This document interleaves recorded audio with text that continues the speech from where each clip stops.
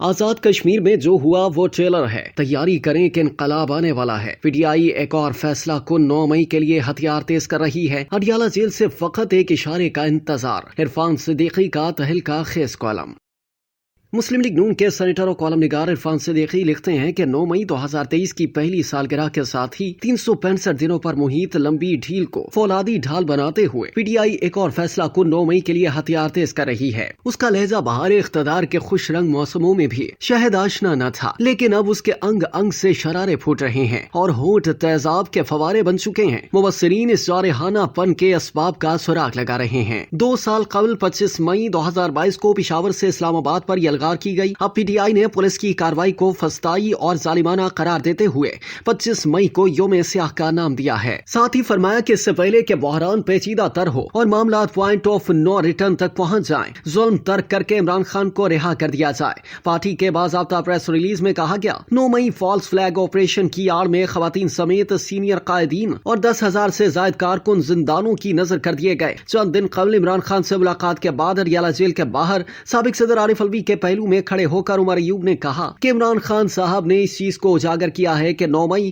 London plan کا حصہ تھا۔ جس طرح 9 مئی 2023 ایک سوچی سمجھی سازش تھی، اسی طرح 11 مارچ 1971 بھی ایک سوچی سمجھی سازش تھی۔ اس وقت جنرل یحییٰ خان شیخ مجیب الرحمان سے ملے تھے اور فیصلہ ہوا تھا کہ قومی اسمبلی کا سیشن کس روز بلایا جائے۔ جس وقت واپس پنڈی آئے، اگلے دن ملٹری آپریشن لانچ کر دیا۔ اس کے نتیجے میں مشرقی پاکستان ہم سے الگ ہو گیا۔ وزیر اعظم عمران خان نے زور دیا کہ جنرل یحییٰ خان کا ایکشن مسلح افواج یا ادارے کا نہیں، فرد واحد کا ایکشن تھا۔ اسی طرح لندن پلان کا جو معاملہ ہے وہ بھی مسلح افواج یا ادارے کا نہیں، فرد واحد کا ہے۔ گزشتہ 4 سالوں میں متعدد نوٹس جاری کرنے اور آخری تنبیہ کے بعد سی ڈی اے نے پی ٹی آئی دفتر کے تجاوزات گرائے تو اسے مقبوضہ کشمیر، فلسطین اور غزہ جیسی کارروائی سے تعبیر کیا گیا۔ اسی پریس کانفرنس میں پارٹی کے ترجمان رؤف حسن نے کہا، عمران خان نے بتایا ہے کہ ان لوگوں کے پاس ایک ہی راستہ ہے کہ مجھے یعنی عمران خان کو قتل کر دیں۔ اب بات اسی طرف جاتی دکھائی دیتی ہے۔ ایک اور لیڈر نے کہا، کام ان لوگوں کی مرضی کے خلاف ہوا تو انہوں نے 9 مئی کا ڈرامہ کر دیا۔ چند دن پہلے اعظم سواتی کا ایک بیان سامنے آیا۔ فرمایا، جمعرات کو جب میں پہلی بار جیل میں خان صاحب سے ملا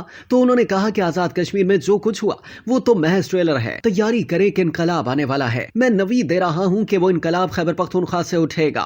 ہر گھر، ہر بیٹی، ہر ماں، ہر نوجوان، ہر بوڑھا ان حالات سے تنگ ہے۔ وہ اپنی آزادی کے لیے اپنے لیڈر قیدی نمبر 804، اس کی عظمت، اس کے نظریے کے لیے خدا کے فضل سے اپنے خون کا آخری قطرہ تک بہا دیں گے۔ علی امین گنڈاپور نے پاکستان کی تاریخ میں پہلی بار قومی بجٹ سے پہلے صوبائی بجٹ پیش کرنے کا انقلابی اقدام کرنے کے بعد میڈیا کو بتایا کہ ہمارے پاس اب بہت وسائل ہیں، ہم ان وسائل کو بروئے کار لا کر اپنے ریونیوز بڑھا سکتے ہیں۔ ہماری کسی کو ضرورت نہیں تو ہمیں بھی کسی کی ضرورت نہیں۔ وہ اسلام آباد پر قبضہ کرنے اور عمران خان کو جیل سے نکال لانے کی دھمکی بھی دے چکے ہیں۔ تمام مرکزی قائدین کہہ رہے ہیں کہ انہیں اڈیالہ جیل سے فقط ایک اشارے، ایک ٹیکسٹ پیغام کا انتظار ہے۔ عارف الوی فرماتے ہیں کہ پریشر کوکر پھٹنے والا ہے۔ یہ اس طرح بھی جان اور جارحانہ پن بے محل ہے۔ عمران خان لگ بھگ 9 ماہ سے جیل میں ہے۔ تمام تر حربوں کے باوجود در زندہ وا نہیں ہو رہا۔ کوئی بیرونی غم گسار سامنے آ رہا ہے، نہ اندرونی طور پر کوئی احتجاجی لہر اٹھ رہی ہے۔ مایوسی گہری ہونے کا دوسرا بڑا سبب یہ ہے کہ کوچائے رقیب میں سر کے بل جانے، مسلسل منتیں درباں کرنے اور پیہم دستکیں دینے کے باوجود در جانا وا نہیں ہو رہا۔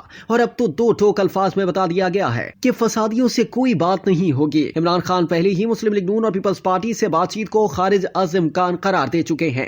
سو پی ٹی آئی کے پاس اب اپنی تحریک تحفظ آئین پاکستان سے بیٹھک کرتے رہنے کے سوا کوئی چارہ نہیں۔ مولانا فضل الرحمان زیرک اور مدبر سیاستدان ہے، وہ ابھی تک اس بیٹھک کا حصہ نہیں بنے۔ ان سے یہ توقع بعید ہے کہ وہ کسی تازہ دم 9 مئی کے لیے اپنی جماعت کو پی ٹی آئی کے بھٹی میں جھونک دیں گے۔ سو اس طرح بڑھتا جا رہا ہے، بے گلی فضول ہو رہی ہے۔ ایک اور 9 مئی کی اکساہٹ کا بڑا سبب القادر ٹرسٹ کیس بھی ہے، جو قانونی تقاضوں کے عین مطابق یعنی ڈیو پروسیس فطری رفتار سے آگے بڑھ رہا ہے۔ شواہد 2+2=4 کی طرح واضح اور قابل تردید ہیں۔ وکلاء بھی کہہ رہے ہیں کہ نوشتہ دیوار کوئی حوصلہ افزا نہیں، سو فیصلہ آنے سے پہلے کوئی بھوچال لانا ضروری ہے۔ ادھر حالیہ ضمنی انتخابات نے بھی فارم 45 اور 47 کے بیانیے سے ہوا نکال دی ہے۔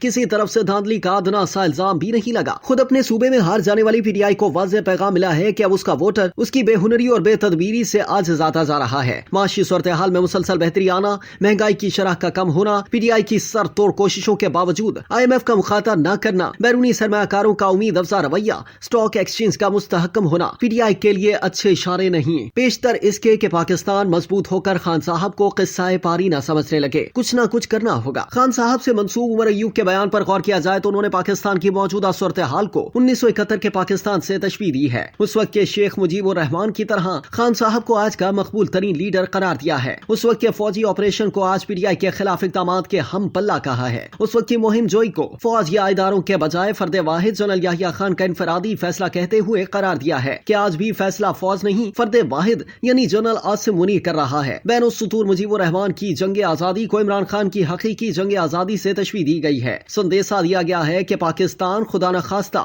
एक और सकूत का निशाना बन सकता है। ये भरपूर अलामती तकाबुल करते हुए खान साहब और उमर अय्यूब एक अलामत का तस्करा भूल गए या शऊरी तौर पर उसका नाम लेने से गुरेज किया। अगर सूरत हाल 1971 ही की तरफ जा रही है तो ये भी बता देना चाहिए कि मुक्ति बहानी का किरदार कौन अदा करेगा।